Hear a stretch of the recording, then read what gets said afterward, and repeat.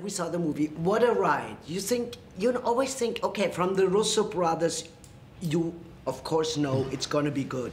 But you think there can't be more. And it's always, right. I never saw something like that. Who was thinking there couldn't be more? I think that's a mistake. Yeah, I saw that. That was a mistake. The joy of the Russos is that there are no limits. Yes. That's it. I was about to say to the creativity or to the scope of the movie or to what could be achieved, but to be honest, you just hit that full stop sooner. There are no limits. This is one of the things that was so attractive about the project. I remember reading the script, and from the first page to the end, the thing was thrilling and huge and insanely ambitious. And I had absolutely no idea how it was going to be achieved. And then I remember that it was the Russo brothers directing it, and there's nothing, not only there's nothing that they can't achieve, but there's nothing they haven't already achieved. So at this point, they're just pushing their own limits. You know? Absolutely. And I think also the one of the actors and actresses, because if you have very ambitious directors, that influences you. And I thought you had, every good hero needs a good villain, We need an anti-hero to let it, to let him shine. And I thought, is it a cathartic, almost therapeutic way of, if you are the villain, you can do things you would never do in real life. You seem to be such a nice man, right? Thank you very much. Yes. And, you can get out with that, You're allowed to do it. I think that's certainly what you want to give an audience through a good villain. I think a good villain gives an audience that kind of escapism. And I think a lot of this movie, through the heroes and the villains, this type of movie is about a kind of escapist fantasy for an audience. It's a wish fulfillment. It's, what if I was this powerful? What if I could go to all of these places? What if I could put the world to rights? What if I could be a hero? But also, what would it be like if I was a villain? And that can be cautionary. It's not necessarily aspirational, but it's still a place that audiences enjoy escaping into.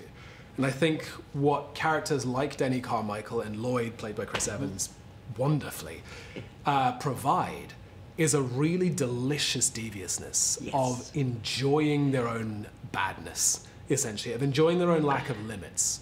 Because the other thing is that I don't think that their morality is entirely black and white. I think that Denny Carmichael would argue quite strongly that he's the good guy of the piece. He may well be delusional, but he thinks so.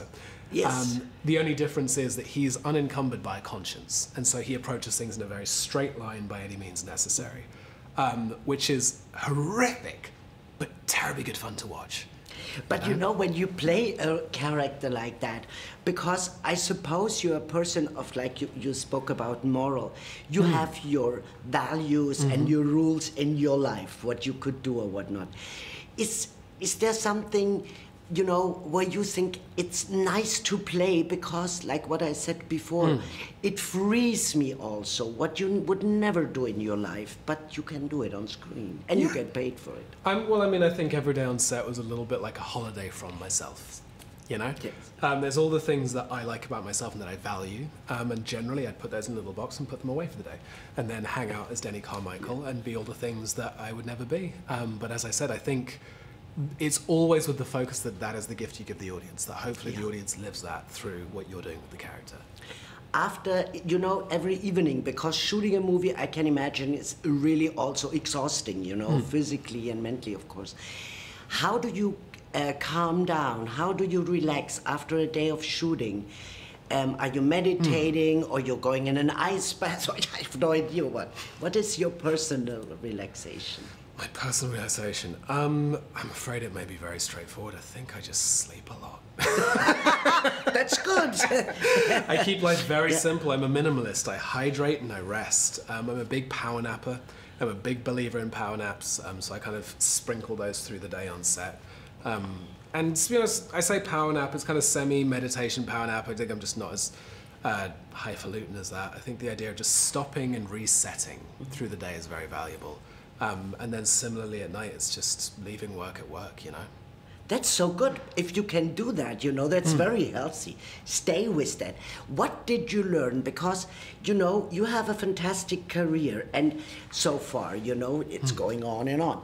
Thank you. What did you learn personally? How did you grow on that movie, I think every job that you take as an actor is an opportunity to grow. I think that's why I was so attracted to this job as a way to live life. I think that every time you take on a new character, every time you meet a new piece. It's an opportunity to learn a new world, to learn a new person, to learn a new set of values and morals, as we were talking about. And so in terms of, I see every job as a learning opportunity. Again, not just for myself, but hopefully for an audience, because it's not about serving just myself the role. It's about everything that you learn is useless unless it's in the character, unless it becomes implicit, unless you are giving something back out through the performance at the end of the day. And so in terms of specific things I learned, I think with Denny Carmichael in particular, it was about the dangers of what can happen to someone who is this hyper-focused, who is this uncompromising, and how that can warp you as a human being. And I think that that's something that always interests me, is how the intensity of certain characters will warp them in ways that is dramatically very interesting. Absolutely. Thank you so much, Regé. Of course, thank you.